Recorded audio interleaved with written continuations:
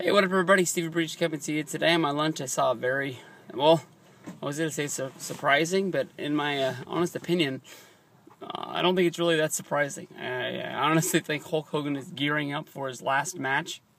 You know, he's saying that he's going to the gym to Hulk up for his last trip around the block, which would honestly only make me think that he's going to be getting back in the ring.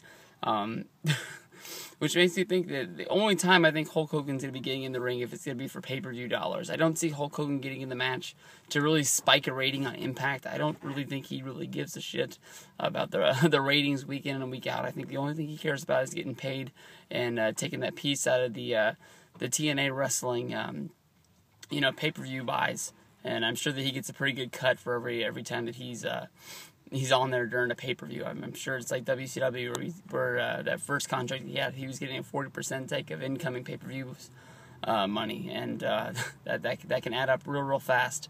Knowing Hogan and Bischoff, I'm sure they have some sort of deal like that worked out, and they're going to be taking a good chunk from Dixie Carter.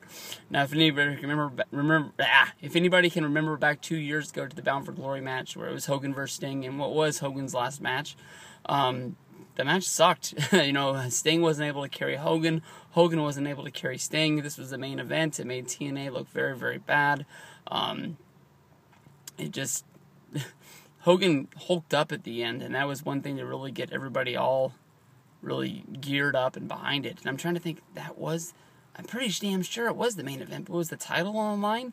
Because Hogan's never been the TNA champion, and I bet that's going to be the one thing that's the real big thing backing this match is he's going to get the championship, but then at the same time, he's probably going to be fighting for Brooke's divorce, which would make Brooke turn on him and join. They got a damn good storyline built up behind this thing if Hogan actually does get in the ring.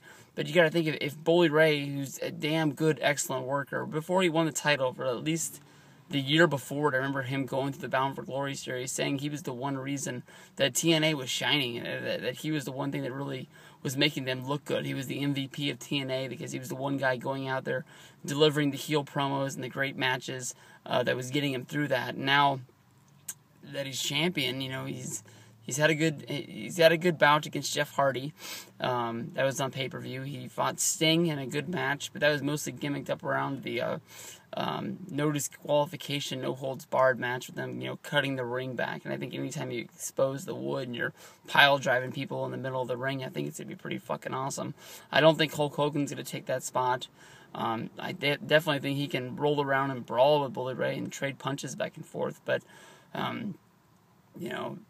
for a guy that's had to get surgery on and worked on just to get to this one last match, is this really the way Hulk really wants to go out? I think he definitely wants to top that last match, but every once in a while you gotta wonder if you're even able to top that last match at the age he's in. I would be honored as hell to at least say that I was in Bound for Glory if he does have that match there. I've been a huge Hulk Hogan fan all of my life. I've supported him through everything he's ever done.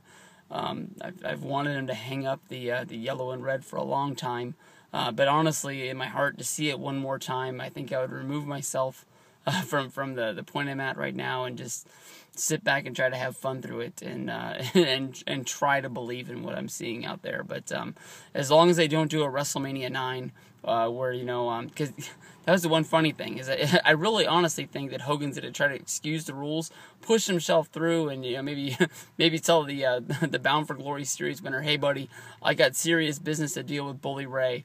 I'm going to push you back. You can have your match on Impact. I'm going to take the big one tonight, because I really don't see Bully Ray dropping the title anywhere, so somebody has to step up and fight the guy who wins the Bound for Glory thing. I think it honestly, if anything's going to happen to Bound for Glory, it has to be Hogan versus Bully Ray, or AJ versus Bully Ray. These are the only two matches that really make sense in my mind. Anything else, I have no clue. You got this loner and AJ, you got Sting sort of making himself look like a loner. He's pissed that nobody helped him out.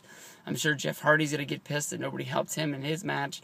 Where they're building to go with that, I have no idea. But maybe everybody's going to get pissed off and turn at Hogan. And maybe this could be the last straw that he just, takes this shot at Bound for Glory and pushes this whole Bound for Glory series. The last 2 years, I thought it was really good. But by the end, it almost sort of looks like a joke. Last year, it looked better than it looked the year before. They at least sort of followed the rules, and points weren't being, used to trade back and forth in tag team matches and stuff like that. But as long as they don't do a WrestleMania 9 where they have the match, Bully Ray gets to win and Hulk comes down and he wants to, maybe Bully cheats or something like that. But Hulk Hogan, one more match. If I'm there to see it, I think it's going to be awesome and it's going to be fun. If it's just on a normal episode of Impact, I don't know if I can believe in it. That's honestly true opinions. But Hogan, I'm all for you. I've supported you all along the way. You want to get in that match and do it one more time? I got your back. And I'll Hulk up with you, brother. Yeah, come on.